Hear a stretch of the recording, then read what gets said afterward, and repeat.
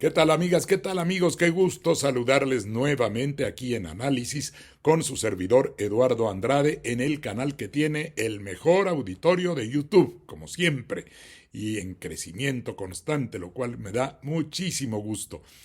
El día de hoy quisiera referirme a este acontecimiento propiciado por la propia Suprema Corte de Justicia en un evento denominado Encuentro Jurídico Universitario, donde invitaron a diferentes conferenciantes, entre ellos don Manuel Atienza, un profesor español que ha hecho su prestigio a base de teorías que deberían ser totalmente rechazadas en México y que sin embargo han ido penetrando a través de mecanismos como los posgrados que se ofrecen en las universidades de España y todo un procedimiento para ir, yo digo a veces, lavándonos el cerebro, pretender que pensemos de una manera que es fundamentalmente contraria a nuestro constitucionalismo. ¿Qué es lo que enseña Atienza? Atienza, siguiendo las teorías que vienen desde este filósofo Dworkin, que le ha hecho un enorme daño al derecho, y en el caso de Alexi en Alemania, ellos piensan que la Constitución es algo así como, bueno, está ahí escrita, pero por encima de ella hay principios implícitos que no conocemos, que son ocultos, que están obscuros y que de pronto un juzgador puede sacar de un cajón y decir, ay, aquí hay este principio, fíjense, que no nos habíamos dado cuenta que, aunque no lo dice la Constitución, hay que seguir este principio porque es lo debido, es lo correcto, es lo moral. Y claro que la moral es importante como un insumo del derecho, pero no para sustituir al derecho. Si hay reglas precisas en el derecho, no se pueden desconocer porque a un juzgador le parece que tienen algún grado de inmoralidad o de incorrección. Eso no le toca al juzgador. El contenido de las disposiciones jurídicas lo señala el legislador. Pero esa es la corriente a la que pertenece y a la que promueve el señor Atienza y que destruye la supremacía constitucional, introduce una absoluta inseguridad, en el fondo es mucho menos garantista, es mucho menos protectora de derechos humanos, porque uno no sabe a qué atenerse. Como los derechos pueden ser una especie de chicle, ¿verdad? Estirarlo, reducirlo, según un principio, según una ponderación que se haga de determinados principios. Unos principios, dicen ellos, pueden derrotar a otros. Bueno, sería largo, creo que ya lo he comentado en algunas de estas sesiones. Un día le podría dedicar más detalle a esto. Pero esas doctrinas han hecho mucho daño en el constitucionalismo de México porque pretenden eliminar el valor supremo de la Constitución e introducir una absoluta discrecionalidad judicial. Por supuesto que muchos juzgadores han caído en esa trampa y hasta les resulta atractivo sentir que tienen más poder incluso que la Constitución. Y eso es lo que ha estado intentando incluso la Suprema Corte. Bueno, decir la Suprema Corte no.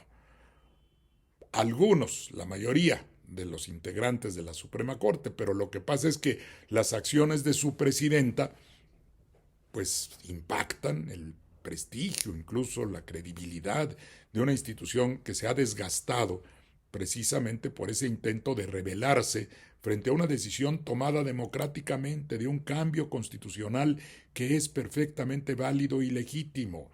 Puede no gustarles a los seguidores de estas teorías del señor Atienza, del señor Alexi, de muchos seguidores del neoconstitucionalismo, que lo que hace es destruir el constitucionalismo. Pero en fin, esas corrientes son las que hay que rechazar. Ah, pero los traen a estos, como trajeron a Ferrajoli y a Gargarella y todos los que piensan en ese sentido contrario a la supremacía constitucional que nosotros debemos defender. Pero los trae la Suprema Corte, les paga. ¿Cuánto les paga? Quise averiguar, no está en su portal cuánto le pagaron a este señor Atienza por venir a dar una conferencia en un encuentro académico, que por cierto son otras cosas que no tiene que hacer la Suprema Corte de Justicia. La Suprema Corte no es una institución académica, no tiene esas funciones. Si uno revisa sus atribuciones, estas se reducen a la impartición de justicia. El Poder Judicial se debe dedicar a impartir justicia y en el área del Tribunal Electoral a resolver los conflictos de esa materia. No a dar conferencias, no a hacer seminarios, no a hacer consultas públicas. No tienen el recurso siquiera asignado para esas finalidades, aunque hay por ahí un rubro que se llama subsidios, del que seguramente se toman, además de otras partidas que nunca se explica con claridad por qué o cómo van a dar al financiamiento de estos eventos académicos, que son en el fondo eventos propagandísticos y contrarios a nuestro país. Yo estaba realmente indignado de ver la nota que difundió la propia Suprema Corte de Justicia sobre la conferencia que dio este señor Atienza, que dijo, bueno, lo que dijo de veras da un coraje. Dice, lo voy a leer textual: México ha dejado de ser un Estado de Derecho. Lo fue en las últimas décadas y ahora ha dejado de serlo, o va a dejar de serlo en la medida en que se vayan implementando estas medidas. La conferencia se llamó, y desde ahí se nota la injerencia indebida en asuntos que nos corresponden a nosotros los mexicanos y no a un conferencista extranjero. La conferencia se denominó el Estado, déjenme ver dónde quedó, el concepto de Estado de Derecho y la reforma judicial en México, con una presunción, con una preconcepción de desvirtuar la reforma judicial. Pero vamos por partes, volvamos a esta supuesta desaparición negativa, extinción del Estado de Derecho. ¿Cómo puede decir este señor, si de veras es un abogado serio, pero parece que él ha dejado de ser un académico serio y vino a dedicarse a ser el panegirista, el elogiador fácil, pues no quisiera usar la palabra, pero en México la usamos, el palero de la señora presidenta de la Suprema Corte? ¿Y por qué digo esto? Supongo que le pagaron muy bien por esta conferencia y claro, él correspondió a este nivel. Dice que Norma Piña ha asumido una actitud heroica, la heroína para él, heroica, y ha asumido con dignidad la figura que encarna, diría casi por antonomasia, en los últimos años la defensa del Estado de Derecho en México. O sea, Norma Piña es el Estado de Derecho para el señor Atienza.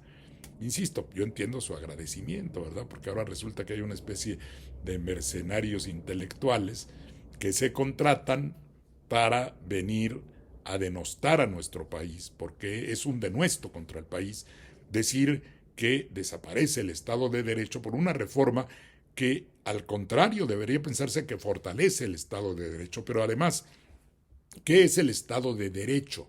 Es un Estado donde existe una Constitución que establece la división de poderes y la garantía de los derechos humanos. En esencia, así se describe los pilares del Estado de Derecho.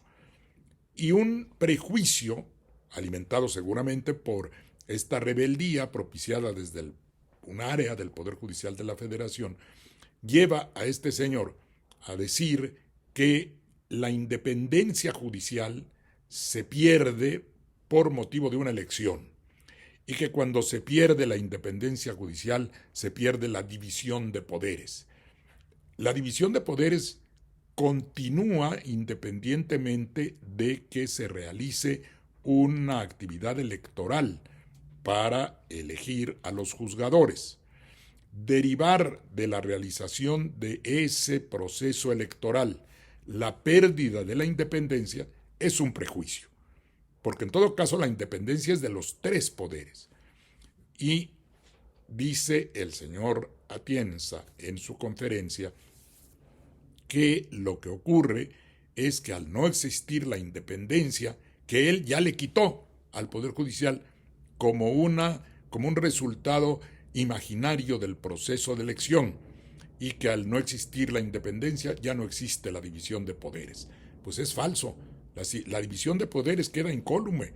Ahí está, por un lado, cada uno de los poderes, ahora el judicial electo por vía del voto popular, pero sigue existiendo con su propia capacidad y nadie le resta independencia ni se puede decir que eso va a ocurrir, salvo que se adopte una posición política contraria al proceso de reforma.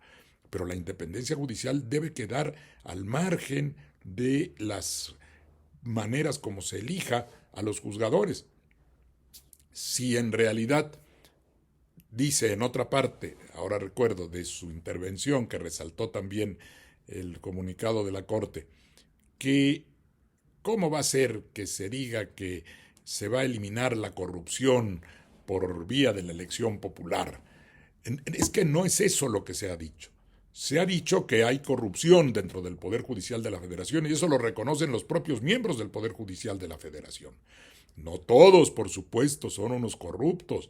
Hay, y me consta, personas serias, responsables, que tienen una gran capacidad jurídica. Las hay, y son, por cierto, las que se están inscribiendo para participar en el proceso, porque confían en esa capacidad, porque saben que no pueden ser objetados por haber hecho algo indebido. Y eso los va a llevar a la boleta de manera automática. Y no les garantiza, por supuesto, la elección, porque además en un procedimiento abierto puede haber personas que demuestren todavía más capacidad que ellos. Pero lo lógico sería que con la confianza que se tienen, los conocimientos que tienen, lo intachable de la conducta que hayan observado, sus posibilidades de continuar como jueces y como magistrados estarán abiertas. Y eso los hará todavía más independientes, entendiendo bien la independencia, como personas que no se dejarán influir indebidamente por nadie, por ningún poder, sea fáctico, sea de dinero, sea de influencia, sea político. Las decisiones las deben tomar con base en lo que estudien en los expedientes y eso es lo que los hace independientes. Esa es la independencia judicial. La independencia judicial, claro, yo ahora veo que la quieren proteger y alegan en su favor, porque eso también permite manejos, pues yo les he llamado malabarismos de tipo presupuestal, jalando dinero para financiar acciones, como las conferencias, los seminarios, esa consulta que convocó la Corte, que no son su materia. Incluso tampoco le corresponde andar dando becas. ¿Por qué tiene un programa de becas la Corte? Pues eso lo deben tener las instituciones públicas a las que se les dé el dinero para eso. No darle dinero a la Corte para que lo transfiera a las instituciones de educación. Pues para eso no debe servir la Corte. Si no es un intermediario de recursos, a lo mejor con la intención de condicionar a quien se los da para que no se oponga doctrinariamente o realmente a las políticas que quiere llevar a cabo la Suprema Corte. Pero volvamos a Manuel Atienza. Cuando él dice que esa situación de la corrupción no se terminará porque haya una elección popular, establece que esa es la única razón por la que se hizo la reforma, y en eso está totalmente equivocado. La reforma tiene que ver con una actitud del Poder Judicial de la Federación que no solo ha incurrido en algunos de sus miembros en alguna corrupción, sino en las desviaciones doctrinarias de querer desconocer la Constitución, de querer ponerse por encima de la Constitución, de querer desconocer artículos de la Constitución, que lo ha hecho la propia Suprema Corte y un pleno regional que se atrevió a inaplicar el artículo 19 de la Constitución. Eso es lo que ha hecho mal el Poder Judicial de la Federación. Querer dictar políticas públicas por su cuenta, quererse oponer a las políticas del Estado mexicano, que tienen que ver, por ejemplo, con la construcción de obras. El valorar esa construcción no es materia del Poder Judicial de la Federación. Si hay una violación concreta de intereses jurídicos específicos que se violentan por una construcción del Estado mexicano, bueno, pues entonces habrá que ver cómo se cumple o cómo se repara la posible violación que hubiera tenido el derecho de una persona, que en muchos casos puede resolverse por la vía de una expropiación que es lícita siempre y cuando también se paguen las indemnizaciones correspondientes. Pero lo que se notó es que el Poder Judicial se convertía en un opositor rutinario, sistemático, de decisiones gubernamentales que corresponden al Poder Ejecutivo. Yo ya lo he tratado muchas veces, solo recuerdo de pasada, el suspender la distribución de libros de texto es algo absolutamente absurdo, fuera del alcance de las funciones de los órganos jurisdiccionales. De modo que todo lo que vino a decir este señor, pagado para decirlo en contra de una decisión ya tomada y de una redacción constitucional que está vigente. Y alguien podrá decir, bueno, pero es un académico, puede hacer esa crítica. Con dos cuestiones. Una, no era su intención académica el hacer la crítica desde el nombre que tuvo la conferencia. Número dos, está inmerso ese acontecimiento en la rebelión, la rebeldía, la contumacia de algunos integrantes del Poder Judicial de la Federación en contra de normas constitucionales.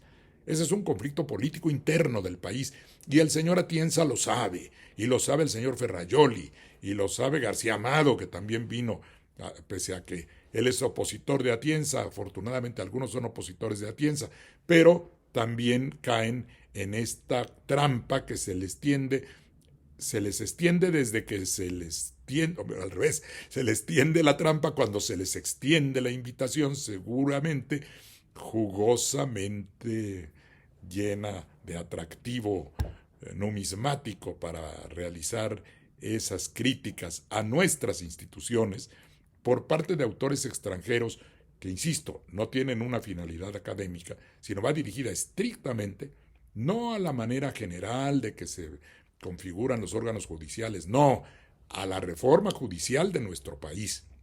Y ahí incluso, si mucho me apuran, están violando la Constitución. La propia Corte los promueve para violar la Constitución, porque la Constitución prohíbe de manera muy clara en su artículo 33 que los extranjeros, dice textualmente, no podrán de ninguna manera inmiscuirse en los asuntos políticos del país. Y ese no era un análisis académico, era una intromisión en un asunto político del país en donde se está enfrentando el Poder Judicial o parte de ese Poder Judicial federal a los otros poderes que legítimamente participaron en el proceso de elaboración y de publicación de normas constitucionales que están por encima de la capacidad decisoria de la Corte. Entonces, sí vale la pena cuestionar esto y reclamar que los recursos públicos no se utilicen para contratar a estas personas que vengan a meterse en la política mexicana de una manera violatoria a la Constitución. Y va más lejos, ya con esto termino, porque ya estuvo bien de corajes el día de hoy, pero dice Manuel Atienza, este profesor español, al que le rinden tributo como San Manuel Atienza, San Gargarela, San Ferrajoli y otros por el estilo. Ese ya no es santo, ese es como algo superior, no sé cuál, no conozco bien la jerarquía, será algo así como, no sé si los arcángeles, bueno, lo que sea, es el super santo, pues, super santo me recordó al luchador. Bueno, el super santo Alexi, todavía el super santo Dworkin y Habermas allá en las alturas filosóficas. Esos señores introdujeron una deformación filosófica en el derecho. Pueden tener razones filosóficas, valorativas, axiológicas, pero no son juristas, son destructores de los sistemas jurídicos. Perdonen la ira que ya se apoderó de mí. Para terminar, iba yo a decir que Atienza hace una crítica del Tribunal de Disciplina Judicial y dice que va a acabar con la independencia judicial, que por eso se ha propuesto ese tribunal, que tiene competencias insólitas, que no sé de dónde lo saca. Bueno, sí sé de dónde lo saca, de una truculenta interpretación de la Constitución, que dice, según él, que el tribunal tendría facultades para destituir a jueces que dicten sentencias que desde su punto de vista del tribunal no sean profesionales o de excelencia. Falso. Esto es una falacia construida tomando parte de la verdad de la redacción de la Constitución para deformarla, es una manera de incurrir en falacias, para deformarla y decir algo que no dice la Constitución. La Constitución no dice que se pueda destituir a un juez porque dicte una sentencia que al tribunal le parezca que no es profesional o que no es excelente. No. La Constitución, vamos a leer lo que dice. En una declaración de carácter general sobre las atribuciones del tribunal que todavía tendrán que ser desarrolladas en las leyes secundarias, dice que el tribunal podrá iniciar investigaciones a través de un órgano técnico que existirá para eso, atraer procedimientos relacionados con faltas graves, si se han iniciado en alguna otra instancia, lo puede hacer, faltas de tipo administrativo, por ejemplo, o hechos que las leyes señalen como delitos. Bueno, si se percibe que hay un delito posible, se da vista al Ministerio Público, y eso lo dice la Constitución. Ordenar medidas cautelares también es una facultad del Tribunal de Disciplina Judicial, y de apremio, es decir, tomar medidas inmediatas que protejan algún punto, algún aspecto que deba ser preservado y que no se vaya a violentar con motivo de alguna falta grave o la comisión de un eventual delito cometido por servidores públicos del Poder Judicial. Sancionar, ahí viene, sancionar a las personas servidoras públicas que incurran en actos u omisiones contrarias a la ley o a la administración de justicia. Y ahí la interpretación que debe hacer la ley, porque la Constitución establece la base general, pero lo lógico es que esas personas servidoras públicas a las que se refiere esa parte de la Constitución son los juzgadores, que pueden sí incurrir en violaciones a la ley. Si violan la ley, pues tienen que ser sancionados, o en acciones que afecten la administración de justicia. Y también esto está previsto en las leyes relativas a la administración, a la responsabilidad administrativa, para decirlo mejor, y por supuesto las leyes penales y disposiciones que rigen el trabajo de los juzgadores en el ámbito de sus propias funciones, las leyes, la ley orgánica del Poder Judicial de la Federación, la ley de la Escuela Judicial, en una parte la ley de remuneraciones a los servidores públicos, etc. Entonces, si un juzgador incurre en alguna de esas infracciones, tendrá que ser objeto de investigación y eventualmente de sanción. Pero no porque dicte una sentencia que no le gusta al tribunal, no. Y luego, ¿de dónde saca esa extrapolación absurda este profesor Atienza? Que sí hay que reconocer que es vivo para cambiar las cosas del lugar de la Constitución. Dice después que esas personas servidoras públicas puedan incurrir en actos o omisiones contrarias a los principios de objetividad, imparcialidad, independencia, profesionalismo o excelencia. Estos principios, que ahí están expresados de manera general, corresponden a criterios establecidos en las leyes de responsabilidades administrativas, que luego también tienen que definir cuando una conducta incurre en una alteración de esos principios, definir qué conductas concretas pueden ser consideradas que faltan a la objetividad. Y entonces esto sobre todo tiene que ver con los servidores públicos, no necesariamente los juzgadores, sino quienes se desarrollan la serie de actividades administrativas de atención a los asuntos y que deben ser tratados con objetividad. Si alguien que está encargado del turno rompe ese turno, no está actuando objetivamente. Si eso se descubre, se le puede sancionar. Pero eso no tiene que ver con la actividad directa del juzgador. En el caso de la imparcialidad, si un juzgador no realiza o no cumple su obligación de excusarse cuando tiene que tratar un tema de una persona con la que tiene relación personal, incurre sí en una falta que viola el principio de imparcialidad. No tiene que ver con la sentencia, porque la sentencia estará basada en las constancias de autos y, salvo que se descubra que el juzgador ha alterado las constancias de autos, que falló con base en cosas que ni siquiera están en el expediente, bueno, pues puede haber una queja contra él, pero no porque no le parezca bien la sentencia al tribunal, porque no le parezca la manera como resolvió, sino porque hubo alguna violación grave de las funciones del juzgador. Y los principios, el principio de profesionalismo, pues es actuar cumpliendo con las tareas que se deben realizar todos los servidores públicos, no solamente los juzgadores, los secretarios, los actuarios, los que escriben, iba a decir mecanógrafos, pero ahora ya los que escriben los documentos en la computadora, las personas que llevan la mensajería, los que acumulan los expedientes para ser firmados, se los llevan muchas veces en un carrito. Yo me acuerdo cuando era magistrado del Tribunal Superior en Veracruz, muchas cuestiones de trámite, que son simplemente al difundir, el poner en los estrados un auto que fue dictado por nosotros en la sala correspondiente, le pasan a uno bonches enormes de esas resoluciones para que las firme y puedan ser publicadas o puedan ser puestas en conocimiento de los litigantes. Bueno,